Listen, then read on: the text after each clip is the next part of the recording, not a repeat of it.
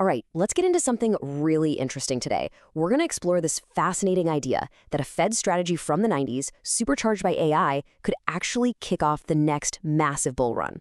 We'll look at that long-term hope, but we're going to clash it with the tense, fragile state Bitcoin is in right now. Let's dive in. So, it really all boils down to this one big question.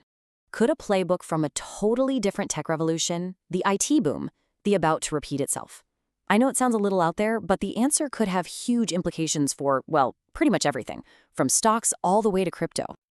Okay, so the whole idea here is that history might just be about to repeat itself. We're seeing this powerful echo, a direct parallel between the dawn of the internet age and what is happening right this second with artificial intelligence. And here's the breakdown. Back in the 90s, the IT revolution created this huge productivity boom, but it also gave the Fed a major inflation headache. The theory is that AI is putting the Fed chair of 2026 in the exact same pickle. And if they play their cards the same way, it could create an absolutely massive tailwind for all risk assets. So, to really get what might happen, we've got to jump in the time machine. We're going to look back at the former Fed chair, Alan Greenspan, and the brilliant and frankly very risky bet he made during the dot-com era. Now, they didn't just hand him that nickname, the maestro, for nothing. In the late 90s, inflation was heating up, and pretty much everyone was screaming at Greenspan to hike interest rates and cool things down. But he didn't. He held off. He saw something that the official data just wasn't showing yet. This is where Greenspan made his big, legendary bet. He trusted what he was hearing on the ground, anecdotal evidence, over the official numbers.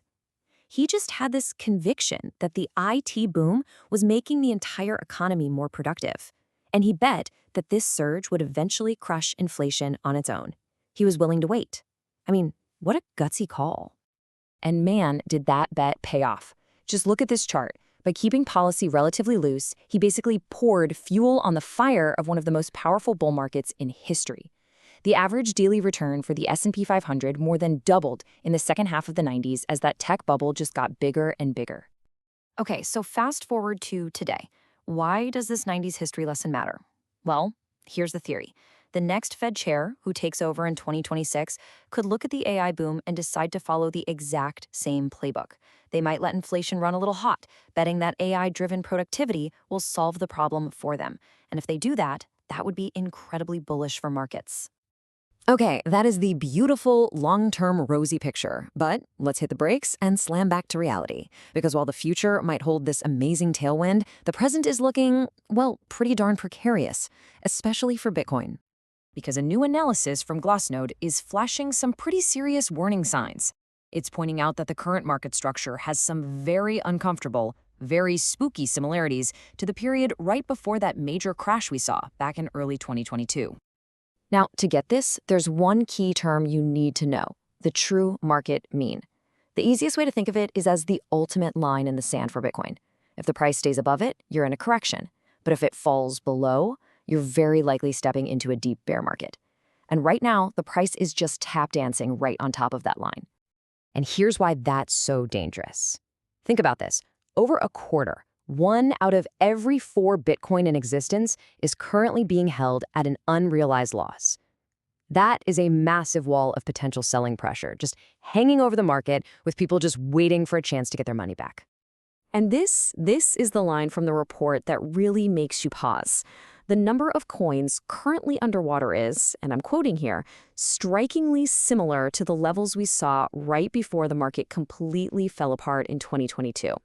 That tells you this market is in a very, very fragile balance. So what's really going on under the hood? Well, when you look at the on-chain data, it's like a tale of 2 completely different markets. You've got some really bearish signals fighting against a few constructive signals that are just barely holding the line. It's a real tug-of-war. Let's break it down. On one hand, you've got the bad news, spot demand is weak and liquidity is drying up, which makes the price really vulnerable to shocks. But then you've got these couple of things that are basically holding the fort. Capital is still, thankfully, flowing in, which is probably preventing a total collapse. And, interestingly, all that speculative froth from the derivatives market, it's gone. And that actually reduces the risk of one of those huge liquidation cascades. Let's put a number on that capital flow. The market still saw a net inflow of nearly $9 billion this past month. But, and this is a big but, that is a massive drop from the peak of over $64 billion just a few months ago. So yeah, money is still coming in, but the momentum has slowed down dramatically. The options market is telling a really fascinating story right now. Basically, what traders expect to happen, that's the implied volatility, is calmer than what's actually happening. So traders are betting on calm seas, even though the waves are already getting choppy. That's not a sign of confidence. That's a sign of caution. All right, so let's put it all together. You've got this massive tug-of-war happening. On one side, you have this huge, long-term bullish hope from a potential repeat of history. And on the other, you have this very weak, very fragile short-term reality. Future hope versus present fear. So here it is in a nutshell. The bull case is all about that future hope, a Fed that lets the AI-powered economy run hot. The bear case? It's rooted in the fear of right now, weak data, and those scary parallels to 2022. And the only thing keeping the whole thing in this tense balance is the fact that all the crazy speculation has been washed out.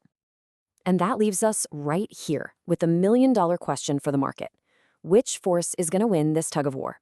Is it the potential for a massive tailwind in the future, or the reality of a very strong headwind blowing right in our faces today? The answer is probably going to define this market for months to come.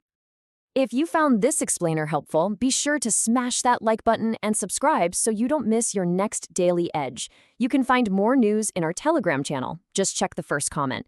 See you next time.